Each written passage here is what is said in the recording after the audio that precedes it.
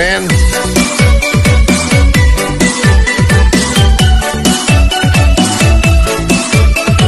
Bismillahirrahmanirrahim. Assalamualaikum warahmatullahi wabarakatuh.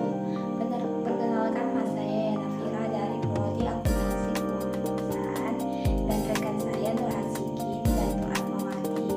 Pada video kali ini kami akan membahas tentang siklus akuntansi perusahaan dagang. Menurut pendapat kelompok kami, pengertian perusahaan dagang adalah perusahaan yang menjual barang kepada konsumen tanpa mengubah bentuk.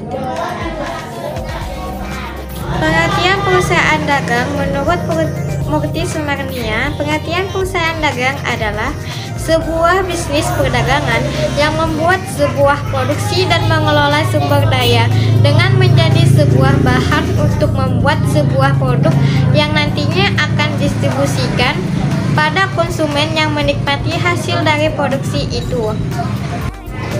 Perbedaan perusahaan dagang dan perusahaan jasa merupakan perusahaan yang menyediakan produk jasa kepada konsumen untuk mendapatkan laba. Sedangkan perusahaan dagang adalah merupakan perusahaan yang membeli barang untuk kemudian dijual kembali dengan tujuan mendapatkan laba. Ciri-ciri perusahaan dagang: 1. Pendapatan utamanya berasal dari penjualan barang dagang. 2. Sebagai perantara antara produsen dan konsumen. 3. Biaya utamanya berasal dari harga pokok barang yang terjual dan biaya usaha lainnya. 4. Antara barang yang dibeli dan barang yang dijual atau tidak ada perubahan. 5. Dalam akuntansinya terdapat akun persediaan barang dagangan. 6. Tujuan utamanya mencari laba dengan cara menjual dagangan dengan metode pencatatan persediaan barang dagang. 1. Sistem persediaan perpetual, mencatat persediaan barang dagangan secara langsung setiap adanya perubahan pada akun persediaan. 2. Sistem persediaan periodik, pencatatan persediaan barang dagangan pada akhir periode dengan melakukan perhitungan fisik. Siklus akuntansi perusahaan dagang, proses pembuatan laporan keuangan pada sebuah perusahaan dagang dalam periode tertentu. Umumnya, siklus akuntansi tersebut akan dimulai dari transaksi hingga laporan keuangan. Siklus akuntansi perusahaan dagang. 1. Identifikasi transaksi ke jurnal umum atau khusus. 2. Posting ke buku besar. 3. Laporan harga pokok penjualan. 4. Membuat neraca saldo. 5. Membuat jurnal penyesuaian. 6. Neraca saldo setelah penyesuaian. 7. Menyiapkan laporan keuangan. 8. Membuat jurnal penutup. 9. Neraca saldo setelah penutupan. 10. Jurnal pembalik. Identifikasi transaksi ke jurnal umum dan khusus. 1. Jurnal pembelian. Jurnal ini berguna untuk mencatat transaksi pembelian barang dagangan serta barang lainnya yang dilakukan secara kredit. 2. Jurnal penjualan, berfungsi sebagai pencatatan transaksi penjualan barang dagangan atau jasa yang biasanya dilakukan dengan pembayaran secara kredit. 3. Jurnal pengeluaran kas, pencatatan atas pembayaran secara tunai yang biasanya jurnal ini disebut sebagai buku kas keluar, sehingga jurnal ini berfungsi untuk mencatat pengeluaran kas seperti hutang, bahan perusahaan, dan sebagainya. 4. Jurnal penerimaan kas, mencatat transaksi yang berupa tunai, baik itu dengan kas atau cek, di mana jurnal ini disebut buku kas masuk yang berfungsi sebagai pencatatan transaksi seperti penerimaan uang, penjualan tunai, penerimaan piutang, dan sebagainya. 5. Jurnal umum adalah jurnal yang dipergunakan untuk mencatat transaksi yang tidak ada di jurnal khusus, contohnya retur penjualan dan retur pembelian. Posting ke buku besar, mencatat atau memindahkan rekening dan jumlah angka yang berasal dari jurnal ke buku besar dengan memberikan tanda posting tertentu, berbeda dengan penjurnalan yang harus dilakukan secara rutin. Laporan harga pokok penjualan. Perhitungan harga pokok penjualan dibuat pada akhir periode akuntansi, yaitu pada waktu disusun laporan keuangan. Penyajian harga pokok penjualan dapat dibuat secara terpisah dari laporan laba rugi. Buat neraca saldo. Langkah untuk membuat neraca saldo. Yang pertama, melakukan analisis terhadap seluruh proses transaksi bulanan perusahaan Anda. Yang kedua, catatlah transaksi tersebut ke dalam jurnal umum. Buatlah buku besar sesuai dengan jenis perusahaan Anda. Posting atau pindahkan semua transaksi dari jurnal umum ke buku besar yang telah Anda siapkan sebelumnya. Langkah untuk membuat neraca saldo yang pertama, melakukan analisis terhadap seluruh proses transaksi bulanan perusahaan Anda. Yang kedua, catatlah transaksi tersebut ke dalam jurnal umum. Buatlah buku besar sesuai dengan jenis perusahaan Anda. Posting atau pindahkan semua transaksi dari jurnal umum ke buku besar yang telah Anda siapkan sebelumnya. Membuat jurnal penyesuaian. Jurnal yang dibuat dalam proses pencatatan perubahan saldo akun, sehingga saldo akan menunjukkan jumlah yang sebenarnya pada saat yang sama menurut ahli lain. Penyesuaian jurnal adalah untuk menyesuaikan nilai akun setiap buku besar dan saldo akrual tidak ditampilkan saat ini. Neraca saldo setelah penyesuaian.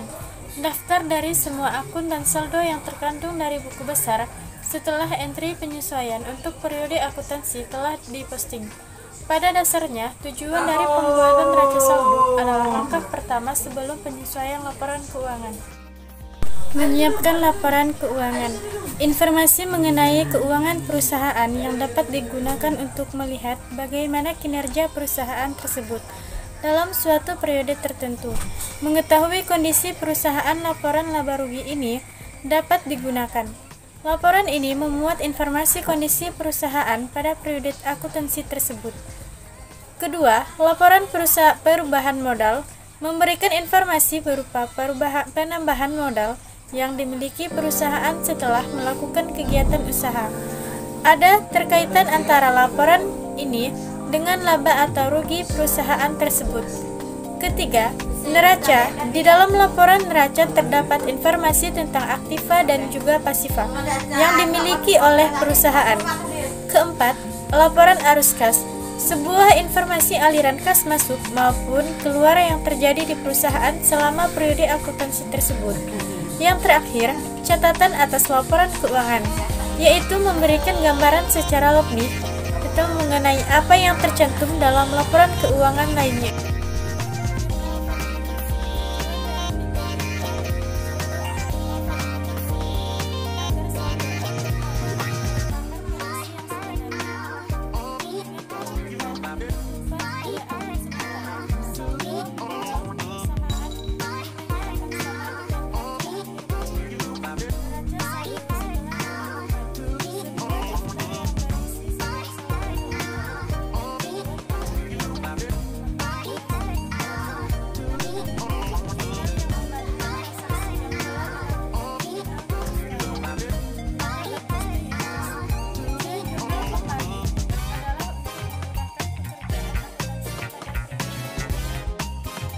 Baiklah, di sini ada contoh siklus akuntansi perusahaan dagang yang mana yang terjadi pada PT Surya Sejati periode 31 Desember 2007. Di sini ada terdapat neraca saldo awal range, dan di sini ada contoh transaksi yang terjadi pada bulan Desember dari 2005. Transaksi ini akan dicatat pada jurnal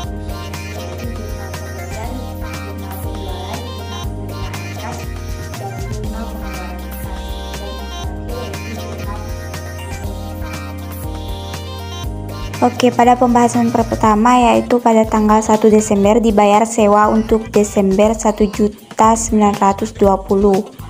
dan ini merupakan pengeluaran kas, maka transaksi yang satu ini dicatat pada jurnal pengeluaran kas. Untuk jurnalnya dicatat pada jurnal pengeluaran kas, yaitu beban sewa di sebelah debit kemudian kas di sebelah kredit. Itu merupakan contoh pencatatan pada jurnal pengeluaran kas. Kemudian untuk pencatatan di jurnal pembelian yaitu transaksinya seperti ini. Pada tanggal 2 Desember dibeli barang dagangan secara kredit dari perusahaan setia dengan syarat 2/10 N/30 sebesar 20 juta. Maksud dari termin 2/10 N/30 yaitu apabila membayar dalam waktu 10 hari maka dapat potongan 2% dalam jangka waktu 30 hari. Transaksi tersebut akan dicatat dalam jurnal pembelian yang mana jurnalnya yaitu dengan keterangan perusahaan setia termin 2/10 N/30. Kemudian di sebelah debitnya yaitu pembelian, kemudian di sebelah kreditnya yaitu utang dagang. Kemudian di sini pada tanggal 10 Desember dijual barang dagang secara tunai yaitu 14.040.000. Maka transaksi ini akan dicatat pada jurnal penerimaan kas. Kenapa dicatat dalam jurnal penerimaan kas? Karena perusahaan kita mendapatkan kas yaitu dengan menjual barang dagangan secara tunai. Sehingga pada tanggal 10 Desember jurnalnya yaitu kas bertambah di sebelah debit, kemudian penjualan di sebelah kredit sebesar 14.640.000. Kemudian untuk mencatat transaksi pada jurnal penjualan yaitu dijual barang dagangan secara kredit pada perusahaan Genius dengan syarat 2/10 N/30 yaitu sebesar 34.790.000. Maka jurnalnya yaitu pada tanggal 30 piutang dagang di sebelah debit yaitu sebesar 34.790.000, kemudian di sebelah kredit penjualan. Kemudian pada contoh transaksi pada jurnal umum.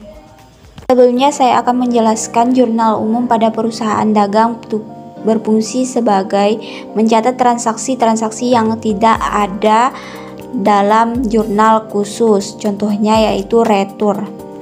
Di sini ada contoh transaksi dikembalikan sebuah barang dagangan sebesar 2 juta dari pembelian barang tanggal 21 Desember. Maka untuk mencatat transaksi tersebut yaitu pada jurnal umum di sebelah debit yaitu utang dagang, kemudian di sebelah kredit yaitu retur, pembelian dan pengurangan harga.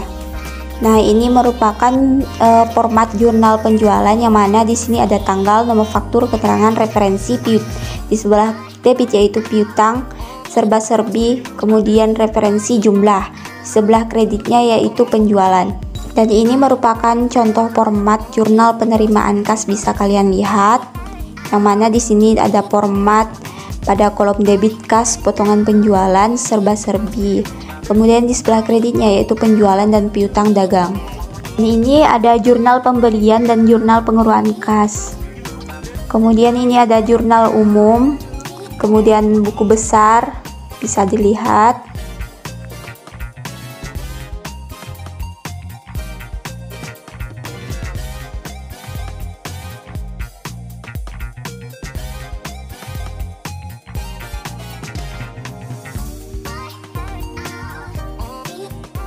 Dan ini neraca saldo pada neraca Surya Sejati yang menunjukkan jumlah debit dan kredit sama atau balance yaitu sebesar Rp820.346.000. Dan ini adalah jurnal penyesuaian pada perusahaan Surya Sejati. Bisa dilihat transaksi-transaksinya dan cara pencatatannya. Dan ini merupakan neraca lajur atau kertas kerja pada perusahaan Surya Sejati. Bisa dilihat. Untuk laporan laba ruginya pada perusahaan PT Surya Sejati yaitu penjualan dikurang dengan beban-beban sehingga mendapatkan penjualan bersih yaitu laba bersih sebelum pajak sebesar Rp39.744.000. Kemudian laporan perubahan modal yaitu modal awal sebesar Rp143.416.000. Kemudian dikurangi Pripe Nyonya Melani yaitu sebesar 20 juta rupiah, sehingga mendapat penambahan modal yaitu sebesar 19.744.000. Kemudian modal akhir Nyonya Melani pada 31 Desember 2007 yaitu sebesar 163.160.000 rupiah. Dan ini merupakan neraca pada perusahaan Surya Sejati. Total kewajiban ekuitas dan aktiva menunjukkan sama atau balance.